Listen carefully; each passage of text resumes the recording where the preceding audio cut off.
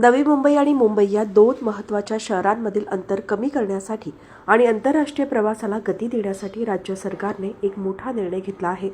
मुंबईतील छत्रपती शिवाजी महाराज आंतरराष्ट्रीय विमानतळ आणि नवी मुंबईतील नियोजित लोकनेते दिबा पाटील आंतरराष्ट्रीय विमानतळ यांना थेट जोडण्यासाठी मेट्रो लाईन 8 उभारली जाणार आहे.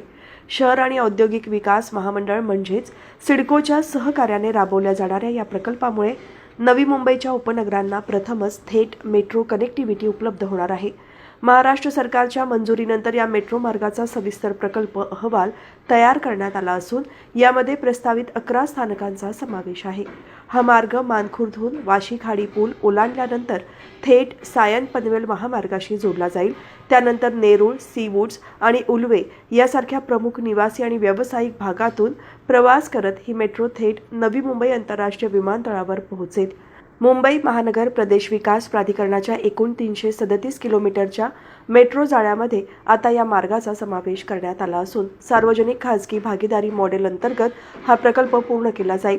लोकनेते दिबा पाटील विमानतळ येत्या 25 डिसेंबर रोजी सुरू होण्याची दाट शक्यता असल्याने या परिसरात वाढणाऱ्या संभाव्य वाहतूक कोंडीवर मेट्रो 8 हा प्रभावी उपाय ठरणार आहे. या मार्गामुळे मुंबईहून विमानतळावर जाणे अत्यंत सुलभ होईल आणि दोन्ही विमानतळांमधील प्रवासाचा वेळ लक्षणीयरित्या कमी होईल. विमानतळ कार्यान्वित झाल्यानंतर प्रवाशांच्या वाढत्या संख्येचे व्यवस्थापन करण्यासाठी ही मेट्रो लाईन भविष्यात महत्त्वाची भूमिका बजावणार आहे.